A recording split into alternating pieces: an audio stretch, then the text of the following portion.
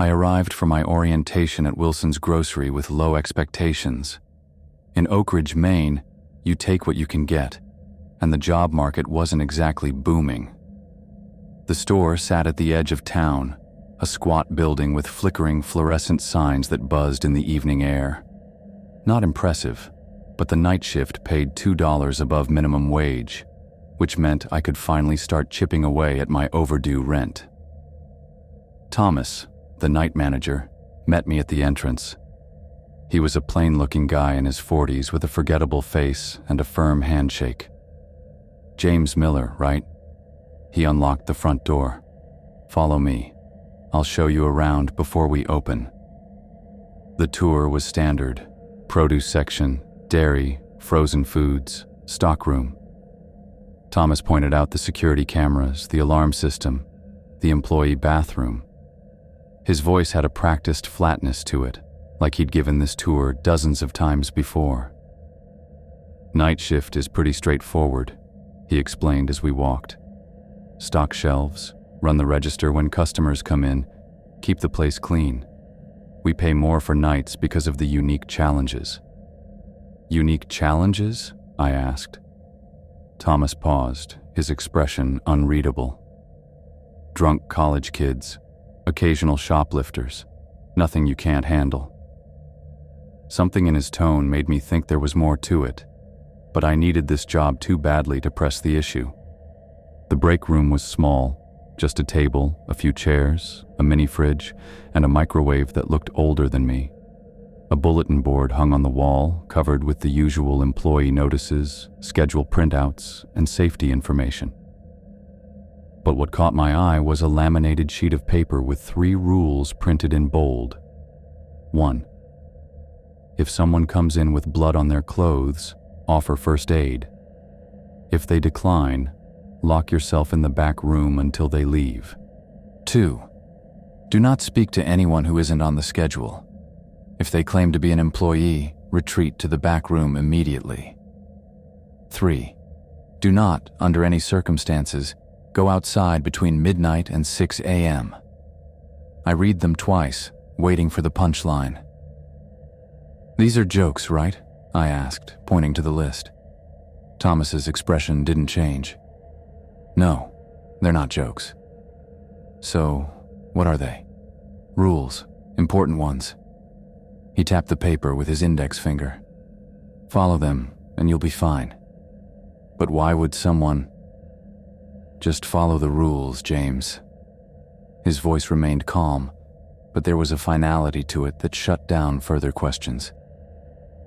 Now, let me show you how to use the register. I should have walked out right then. Should have told Thomas thanks, but no thanks, and looked for work elsewhere. But my landlord had already given me a final notice, and my car needed repairs I couldn't afford. So I nodded and followed him to the front of the store, pushing the strange rules to the back of my mind. The rest of the orientation was normal enough. Thomas showed me how to work the ancient cash register, where the cleaning supplies were kept, and how to log inventory. By the time we finished, it was nearly midnight. Any questions? Thomas asked as he prepared to leave. I had plenty, but none. I thought he'd answer. No, I'm good. Great. Store's all yours until 6 a.m. Remember the rules. He headed for the door, then stopped. Oh, and James? Don't worry if things get a little strange. It's just part of the job. Before I could ask what that meant, he was gone, leaving me alone in the fluorescent-lit store. The first hour passed quietly. I stocked shelves, organized products, and served exactly 2 customers, a tired-looking nurse buying energy drinks and a college kid grabbing ramen noodles. Normal stuff. At 1:30 a.m., the bell above the door chimed. An elderly woman shuffled in, hunched slightly as if carrying an invisible weight. She wore a beige cardigan and a long skirt, both splattered with dark red stains. Blood. Fresh blood, still wet and glistening under the store lights. My stomach dropped. Rule 1 suddenly didn't seem like a joke anymore. "Ma'am?" My voice came out higher than I intended. "Are you hurt? We have a first aid kit if you need it." She looked up at me, her wrinkled face breaking into a smile that didn't reach her eyes. "Oh no, thank you, dear. I'm just here for a few things." That smile sent ice through my veins. There was something deeply wrong about it. Too wide. Too knowing. I remembered Thomas's words. "If they decline, lock yourself in the back room until they leave." "Let me know if you need anything," I managed to say, then walked as casually as I could toward the stockroom, feeling her eyes on my back the entire way. Once inside, I locked the door and leaned against it, trying to steady my breathing. This had to be some kind of test or prank. The blood couldn't be real. Maybe Thomas was watching on the security cameras, laughing at the new guy falling for the hazing ritual. Then the banging started, loud, rhythmic pounding on the stockroom door. Bang, bang, bang. Each impact shook the door against my back. "Let me in, dear," the woman's voice called, sounding nothing like the frail, elderly person who had entered the store. "I just want to talk to you." I didn't answer. The pounding grew more intense, the door vibrating with each impact. How could an elderly woman hit that hard? "Let me in." The voice was no longer sweet or elderly. It was deep, guttural, filled with rage. The banging continued for what felt like hours, but was probably only minutes. When it finally stopped, I waited in silence, afraid to move. After 10 minutes of quiet, I gathered my courage and peeked through the small window in the stockroom door. The woman was gone, but she'd left something behind. Bloody handprints marked the door, smeared as if she'd been clawing at it. This wasn't fake blood from a prank. It was real. I stayed in the stockroom for another 30 minutes before venturing out. The store was empty, the bloody handprints the only evidence anyone had been there at all. I grabbed paper towels and cleaner, scrubbing away the marks with shaking hands. Just as I finished, the bell chimed again. A young woman walked in, early 20s, brown hair pulled back in a ponytail. I recognized her from the employee photos in the break room. Sarah, according to the name tag in her picture. "Hi," I said, relief washing over me at seeing a normal person. "Are you here for the late shift too?" She tilted her head, looking at me with unfocused eyes. "No, I left something behind." Rule 2 flashed in my mind. Do not speak to anyone who isn't on the schedule. "Are you scheduled tonight?" I asked, my mouth going dry. Sarah didn't answer. She just stared, her skin unnaturally pale under the store lights. When she finally moved, her motions were jerky, like a marionette with tangled strings. "I need to get back," she said, her voice flat. "Will you help me get back?" I backed away slowly. "I think you should leave." "I can't leave." Her head jerked to the side at an impossible angle. "Not without help." I turned and ran to the stockroom, slamming the door and locking it behind me. Almost immediately, I heard Sarah on the other side, sobbing quietly. "Please," she begged, her voice breaking. "Please help me." The sobbing gradually transformed, growing louder, more desperate. Then it changed completely. No longer crying, but banging, pounding, scratching at the door. The sounds that followed weren't human. Screams that no human throat could produce echoed through the store, rising and falling in pitch. Sometimes multiple voices at once, all coming from Sarah. I huddled in the corner of the stockroom, hands over my ears, until the screaming finally stopped. The silence that followed was almost worse. I stayed there until 6 a.m., when I heard the front door open and footsteps approach the stockroom. "James," Thomas's voice called. "You can come out now."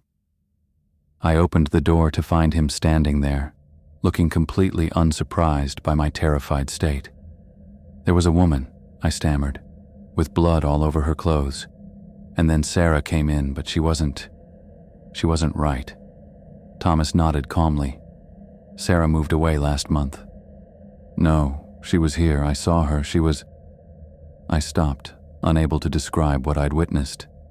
"First nights can be disorienting," Thomas said, his tone maddeningly reasonable. "You did well following the rules. That's what matters." "What the hell is going on here?" I demanded. "What happened to Sarah? What was wrong with that old woman?" "Nothing you need to worry about as long as you follow the rules." He handed me an envelope. "Here's your pay for the night. Will you be back this evening?" I should have said no. Should have walked out and never looked back.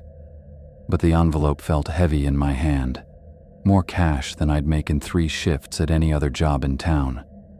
And my rent was due in 2 days. "Yeah," I said, hating myself for it. "I'll be back." Thomas smiled, and for a second, his teeth looked too sharp, his skin too thin, like I could almost see through it. But I blinked, and he was normal again. "Good," he said. "Just remember the rules, and everything will be fine."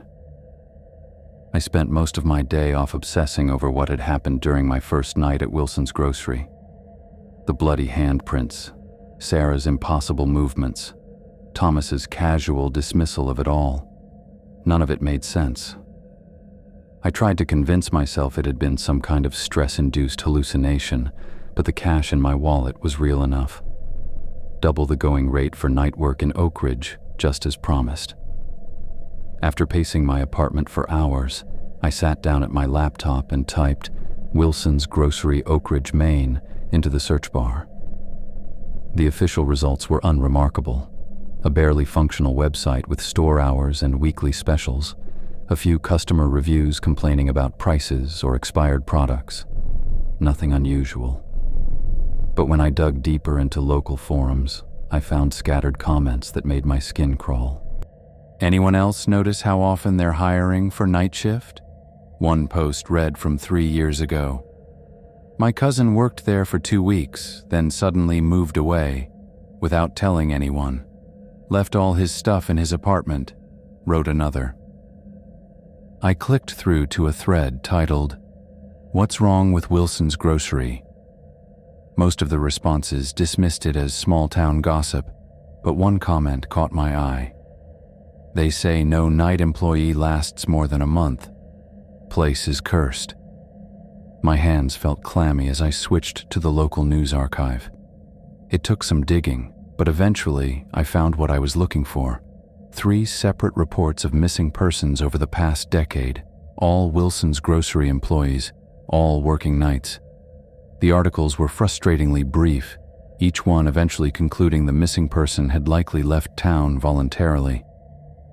I grabbed my phone and texted Michael, attaching a photo I'd sneakily taken of the rules. Me. Started new job. They gave me these rules to follow. Weirdest orientation ever. His response came quickly. "Michael. Lol, they're messing with you. Classic hazing the new guy." Me. "IDK man. Some scary shit happened last night." Michael. "Like what?" I started typing about the blood-covered woman and Sarah, then deleted it. It sounded insane, even to me. Me. Hard to explain. But I found news stories about employees going missing. Michael. Probably just coincidence, or they're leaning into local rumors to scare you. Bet the manager is watching you freak out on cameras right now. I wanted to believe him. It was the rational explanation. But I'd seen Sarah's neck bend at that impossible angle. I'd heard those inhuman screams. Michael. You're not actually buying into this, are you? Me. No, you're probably right. But I wasn't convinced, and I still needed the money. When I arrived for my second shift, Thomas was waiting by the entrance, Same bland expression as before. "Any questions after your first night?" he asked, unlocking the door. I had a million questions, but something told me asking them wouldn't end well. "No," I lied. "Everything's clear." He nodded, seemingly satisfied. "Good. Same routine tonight. I'll be back at 6. Once he left, I immediately went to the security monitors behind the counter. The system was old but functional, with 8 cameras covering the store interior and 2 watching the parking lot. If anything strange happened tonight, I wanted evidence. The first few hours passed quietly. A few customers came and went, insomniacs, night shift workers grabbing snacks, college students with munchies, normal people doing normal things. At 2 a.m., I noticed a pickup truck pull into the parking lot on one of the exterior cameras. It was an older model Ford, dark blue or black in the grainy footage. The driver didn't get out right away. The truck just sat there, engine running, headlights off. I watched it for 30 minutes, growing increasingly uneasy. Why would someone park and just sit there in the middle of the night? Finally, the driver's door opened. A man stepped out, middle-aged, average build, wearing jeans and a flannel shirt. Nothing remarkable about him. He walked toward the store entrance, and I quickly switched to the interior camera feed to watch him come in. The bell chimed as he entered. I put on my customer service face and nodded at him from behind the counter. "Evening," I said. "Evening," he replied with a friendly smile. "Just need to grab a few things." I watched him on the monitors as he wandered through the aisles, picking up items seemingly at random: a loaf of bread, a can of beans, a bottle of soda. His movements were unhurried, almost leisurely, as if he had all the time in the world. After about 10 minutes of this, I left the counter to restock the chip display that had been depleted earlier.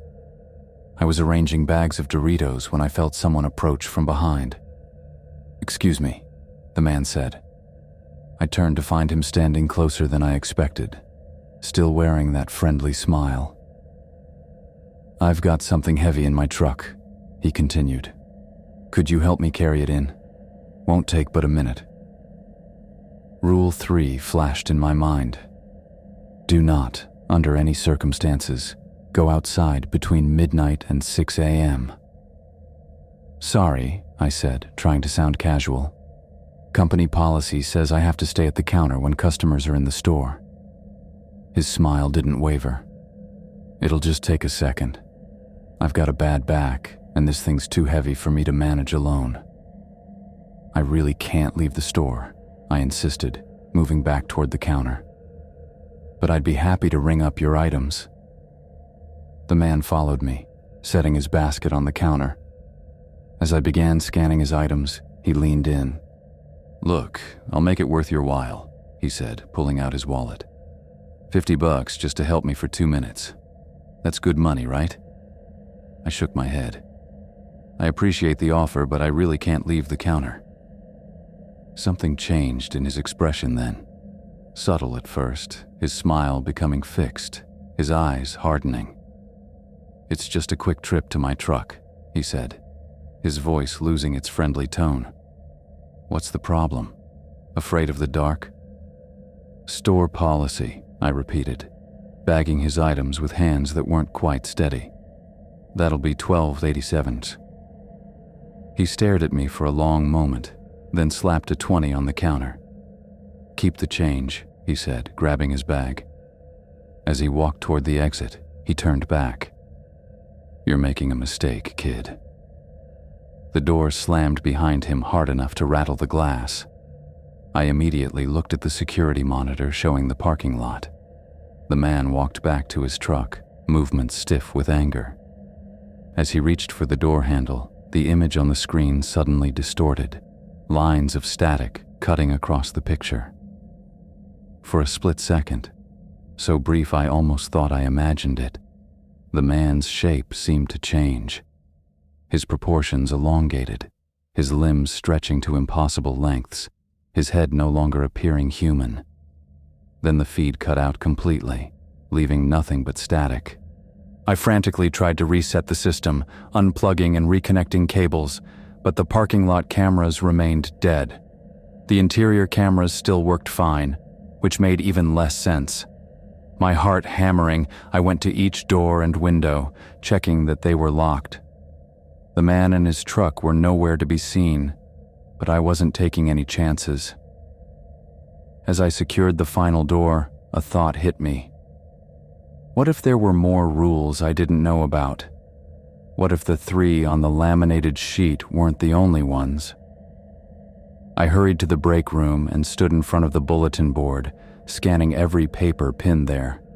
Employee schedules, health department certificates, workplace safety information, nothing unusual. But something about the board itself caught my eye. It seemed to be mounted slightly away from the wall, with more space behind it than necessary. I carefully removed the pushpins holding the board in place and lifted it away from the wall. Behind it was a small recess in the drywall, and tucked inside was a worn leather-bound journal. My hands shook as I pulled it out and opened it. The first page had Wilson's Grocery Night Shift, written in faded ink. Below that, in different handwriting, "Read this if you want to survive." I flipped through the pages, my blood running cold. The journal contained dozens of additional rules, each one more bizarre than the last. If you hear your name called from the dairy section when no one is there, do not respond. If the coffee machine turns on by itself, unplug it immediately and pour salt around it. If a child asks you where the candy is after 3 a.m., direct them to aisle 5 even if the candy is elsewhere. Never follow them there. The entries were written in different handwritings, suggesting multiple authors had contributed over time. Some entries were dated, spanning back nearly 20 years. Others included personal accounts of encounters with things that couldn't possibly exist. One page near the middle simply stated, "They can't come in unless invited." That explained why the man had been so insistent on getting me outside, and why he'd grown angry when I refused. Whatever I'd glimpsed on the security camera before it failed, it wasn't human, and it had wanted me to leave the safety of the store. I continued reading, losing track of time as I absorbed page after page of warnings and instructions. Some entries were crossed out, with notes like, "Doesn't work," or "Jenkins tried this and disappeared" scrawled beside them. The final entry was dated just 2 months ago. Thomas isn't what he seems. I've been watching him. Sometimes when he thinks no one's looking, his skin goes almost transparent. I'm going to confront him tomorrow night. If you're reading this and I haven't updated, well, you know what happened. Sarah. Sarah. The same Sarah who had appeared in the store my first night, moving like a broken puppet, begging for help. I closed the journal, my mind racing. What had Sarah discovered about Thomas? What was he? And what had happened to her after she moved away? I carefully returned the journal to its hiding place and repositioned the bulletin board. Whatever was happening at Wilson's Grocery went far beyond strange customers and creepy rules. People had disappeared, maybe died, and I was beginning to think the rules weren't just superstition. They were survival strategies. As I walked back to the front counter, I couldn't shake the image of the man from the truck, his form distorting into something inhuman. Or Thomas's words from yesterday, "Just remember the rules and everything will be fine." I still needed this job, but now I needed answers even more. The drive to Wilson's Grocery for my 3rd night shift felt like heading to my own execution. I'd spent the day trying to make sense of Sarah's journal entry and the hidden rules, but all I'd managed to do was work myself into a state of constant anxiety. Every shadow in my apartment had seemed to move. Every creak had sent my heart racing. By the time I pulled into the empty parking lot, my hands were already shaking. I sat in my car for a few extra minutes, watching the fluorescent lights inside the store buzz and flicker. The place looked so normal from the outside, just a shabby grocery store on the edge of a small town. But I knew better now. Whatever Wilson's grocery was, normal didn't apply. Thomas was waiting by the entrance, same as always. Same bland expression, same forgettable face. But now I couldn't help searching his features for signs of what Sarah had described, moments when his skin went transparent. "Right on time," he said, unlocking the door. "Any issues I should know about?"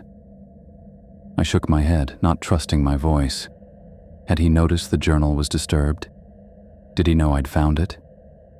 "Good," Thomas said, handing me the keys. "Same routine tonight. I'll be back at 6. As he turned to leave, I gathered my courage. "Thomas, has anything unusual ever happened to you here?" He paused, his back to me. For a long moment he didn't move or speak. When he finally turned around, his expression was carefully neutral. "Follow the rules, James. That's all you need to worry about." His eyes held mine for a beat too long. "I'll see you in the morning." I watched him walk to his car, fighting the urge to run after him and demand answers. But I needed this job. And more than that, I needed to understand what was happening here. Once inside, I locked the door behind me and headed straight for the break room.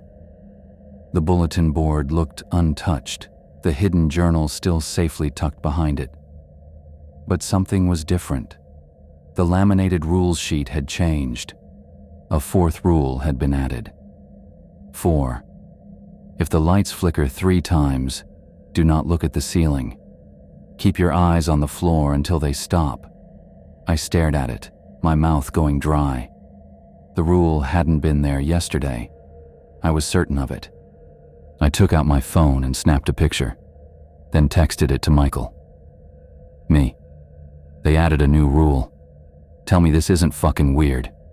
His response came a few minutes later. "Michael. Okay, that's commitment to the bit. Someone's really putting effort into this prank." Me. "This isn't a prank. Something is seriously wrong here." Michael. "Dude, listen to yourself.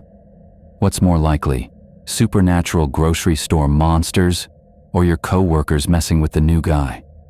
I wanted to believe him. God. I wanted to believe this was all an elaborate hazing ritual. But I'd seen Sarah's impossible movements. I'd watched that man in the parking lot transform into something inhuman before the cameras cut out.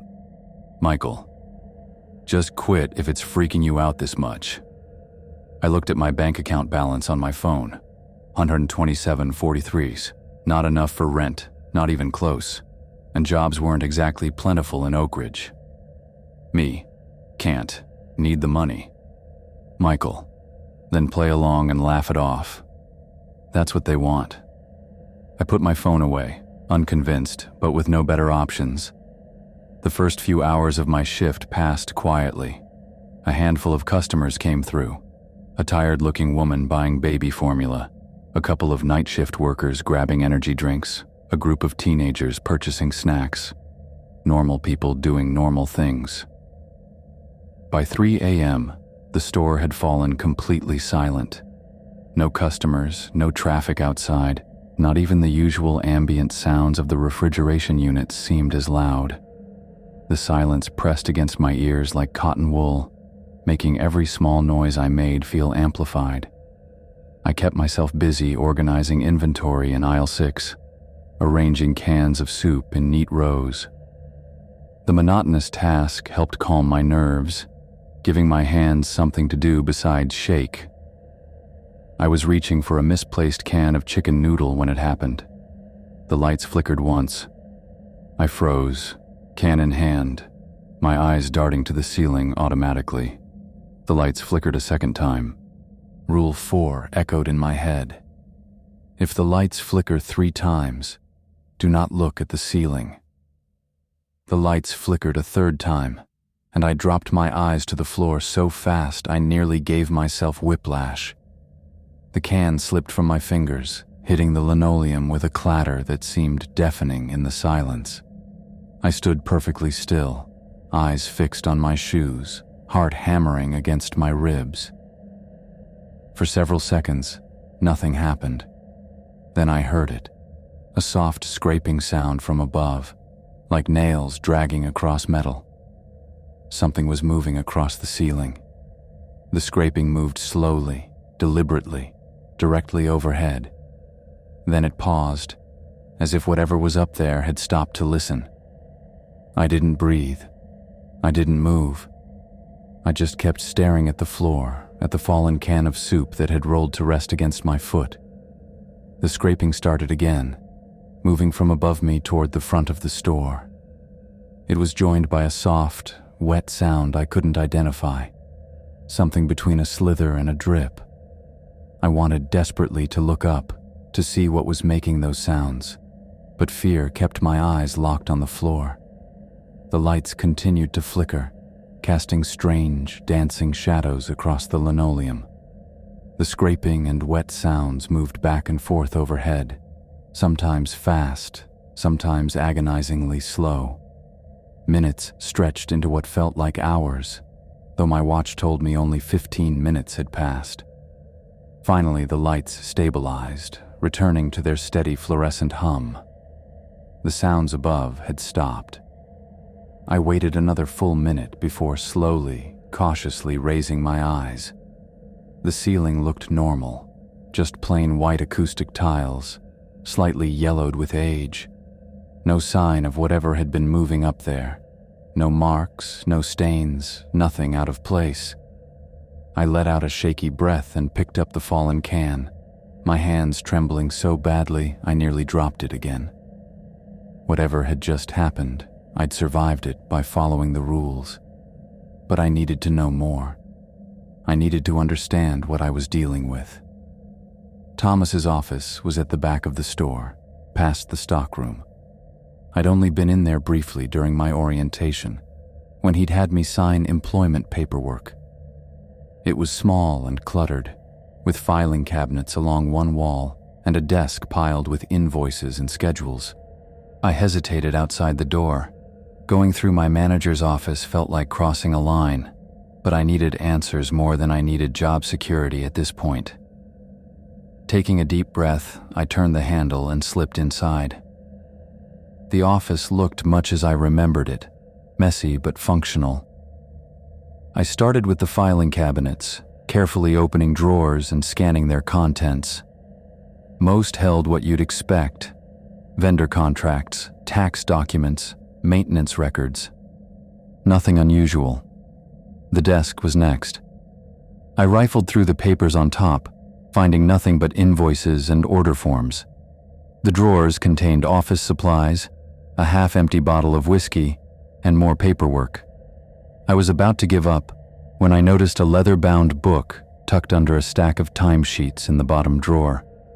It was an employee logbook, older and more worn than the hidden journal in the break room. The cover was cracked with age, the pages yellowed and dog-eared. I opened it carefully, not sure what to expect. The first pages contained what looked like standard employee records: names, start dates, positions, emergency contacts. But as I flipped through, I noticed a pattern. Some names had been crossed out with a single line, with dates written beside them. Dates that matched the disappearances I'd read about online. Sarah's name was there, crossed out like the others. Beside her name was a simple notation: Rule number 2. I flipped back through the crossed-out names, checking the notations beside each one. Rule number 3. Rule number 7. A rule I hadn't seen yet. Rule number 1. Rule number 5. Another I didn't know about. Each person who had disappeared had broken a rule, and Thomas had recorded it, cataloging their violations like a scientist noting failed experiments. My stomach churned as the implications sank in. The rules weren't just superstition or hazing. They were life or death. And Thomas knew exactly what happened to those who broke them. The front door chime rang out, startling me so badly I nearly knocked over the desk lamp. I quickly returned the logbook to its place and closed the drawer, my heart pounding in my ears. Who would be coming in at this hour? I hadn't seen a car pull up. I stepped out of the office and froze. Thomas stood at the end of the hallway, watching me. He wasn't supposed to be here until morning. "Doing some snooping, are we?" he asked, his voice eerily calm. He moved to block the hallway, cutting off my escape route back to the main store. Under the harsh fluorescent lights, his skin looked different, almost translucent, like I could see the shadows of veins and bones beneath. His smile revealed teeth that seemed too sharp, too numerous. "I was just looking for more inventory sheets," I lied, my voice barely above a whisper. In my office, at 4 a.m., Thomas took a step toward me. "I think it's time we had a talk about your future with the store." Thomas blocked the hallway, his skin taking on that disturbing, translucent quality I'd glimpsed before. The fluorescent lights overhead cast shadows through him in ways that weren't physically possible. I backed up against the office door, my hand fumbling behind me for anything I could use. "You know," Thomas said, his voice unnaturally smooth, "you're smarter than the others. Most don't start looking for answers until week 2 or 3. He took another step toward me, and I noticed how his movements had changed. The careful human mimicry was slipping. His joints bent at slightly wrong angles, his head tilted too far to the side. Whatever Thomas was, he wasn't bothering to hide it anymore. "I was hoping you'd work out," he continued. "Goodnight staff is so hard to find. They either quit too soon or... Well, you've seen the logbook." My fingers touched something on the desk behind me, a plastic bottle. I glanced back quickly and recognized the industrial cleaning spray we used on the floors and counters. A memory flashed in my mind, a hastily scrawled note from the hidden journal. "Cleansing agents repel them. Not forever, but long enough to run." Thomas was less than 3 feet away now, close enough that I could see how his skin rippled like water in places, revealing glimpses of something dark and segmented underneath. "What are you?" I managed to ask, my voice barely a whisper. His smile widened, revealing too many teeth arranged in rows that human jaws couldn't possibly accommodate. "I'm the manager," he said simply. I grabbed the cleaning spray and aimed it directly at his face, pressing down on the trigger with every ounce of strength I had. The liquid hit him full force. Thomas recoiled with a sound I'll never forget, not quite a scream, more like radio static mixed with the buzz of angry insects. His face rippled violently, the human features melting away for a split second to reveal something that resembled an insect's compound eyes and mandibles before snapping back into human form. I didn't wait to see more. I shoved past him while he was disoriented, the bottle still clutched in my hand, spraying wildly behind me as I ran down the hallway toward the break room. Thomas's inhuman shrieking followed me, along with the sound of something heavy hitting the walls and floor, like a large insect thrashing around. The break room door was just ahead. I burst through it, slammed it shut, and dragged a heavy metal chair under the handle. It wouldn't hold long against whatever Thomas was, but maybe it would buy me some time. I backed away from the door, breathing hard, the cleaning spray held out in front of me like a weapon. For several minutes, there was only silence, then a light tapping on the door. "James." Thomas's voice sounded almost normal again, though with an underlying vibration that made my teeth ache. That was unnecessary and quite painful. I said nothing, eyes fixed on the door, waiting for him to try breaking it down. "I'm not going to hurt you," he continued.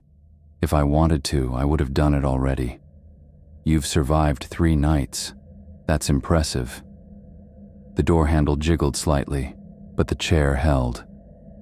"You want answers," Thomas said. "I can give them to you. It's why you went through my office, isn't it?" "What happened to Sarah?" I demanded, my voice steadier than I expected. "And all the others in that logbook?" A long pause followed. I heard what sounded like Thomas settling against the door, like he was sitting down in the hallway. "They broke the rules," he said finally. "Each of them. Different rules, different outcomes." "What does that mean? Where are they?" "This store exists at what you might call a crossing point," Thomas explained, his voice taking on a lecturer's tone.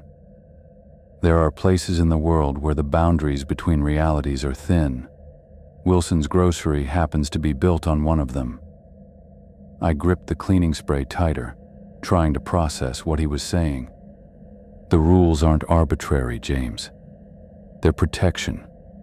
They keep you safe from what comes through from the other side.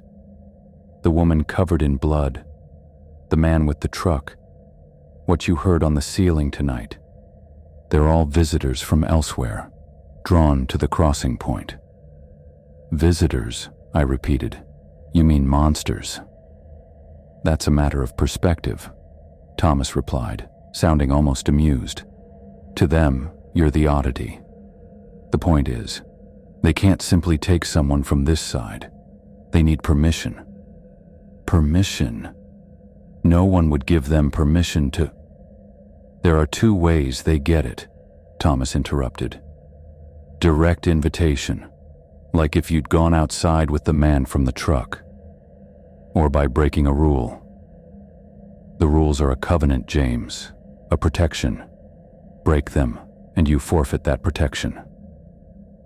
I thought of Sarah's name in the logbook, crossed out with rule number 2 written beside it. She'd broken the second rule: don't speak to anyone not on the schedule. And now she was, what? Dead? Transformed? Trapped on the other side? "What are you then?" I asked. "You're not human either." A soft chuckle came from beyond the door. "I'm the manager, the caretaker of the crossing point. I've been here a very long time watching over this place, maintaining the balance. By letting people disappear, by hiring new employees without warning them what they're walking into. I tell everyone the rules on their first day," Thomas said, his voice hardening. "Those who follow them survive. Those who don't, well, choices have consequences." I looked at my watch. 5:30 a.m., 30 minutes until sunrise, until the end of my shift. Would I be safer once morning came, or was that just another human assumption that meant nothing at a crossing point? "What happens now?" I asked. "That depends on you," Thomas replied. "You can stay in there until your shift ends. I won't try to come in. Or you can come out, and we can discuss your future with the store more productively." "My future? You think I'm coming back after this? Where else would you go, James? Back to your apartment that you can barely afford? To another minimum wage job that won't cover your rent? Here, you've survived 3 nights. You've learned the rules. You're valuable." I said nothing, checking my watch again. 25 minutes to go. Thomas continued, his voice almost gentle now. "The crossing point needs tending. It needs people who understand the rules and can enforce them. People like you." The minutes ticked by in silence. I kept the chair wedged under the door handle, the cleaning spray ready. Thomas didn't speak again, and eventually I couldn't hear him moving outside either. Had he left, or was he just waiting? At exactly 6 a.m., I cautiously removed the chair and opened the door a crack. The hallway was empty. I made my way back to the front of the store, cleaning spray still in hand, checking each aisle as I passed. The store looked normal, fluorescent lights humming steadily, shelves neatly stocked, no sign of anything unusual. No sign of Thomas either. I found myself drawn back to his office. The door stood open, exactly as I'd left it when I fled. Inside, everything looked untouched except for one thing: a stack of papers on the desk that hadn't been there before. I approached cautiously and picked up the top sheet. It was an employment application, blank and ready to be filled out. Beneath it was another, and another. I flipped through them, counting. 17 applications, exactly matching the number of crossed-out names in the logbook. Each application had a post-it note attached with a rule number written on it, the rule that person had broken. Sarah's application was there, with rule number 2 on its yellow note. Seeing her name again made my stomach twist. This wasn't just a job with weird rules. It was a feeding ground, and Thomas was the one keeping it stocked with fresh meat. I gathered my things from the break room, my mind racing. I needed to get out of Oak Ridge. Today, I'd pack what little I owned, drain my meager bank account, and drive as far as my car would take me. Maybe I couldn't afford my apartment anymore, but staying here meant ending up like Sarah, a name crossed out in a logbook replaced by a new application. As I headed for the exit, the front door swung open. Thomas stood there, looking completely normal again. No transparency to his skin, no extra teeth, nothing inhuman about him at all. He smiled pleasantly, as if the events of the night had never happened. "Leaving so soon?" he asked. I raised the cleaning spray, but he just laughed.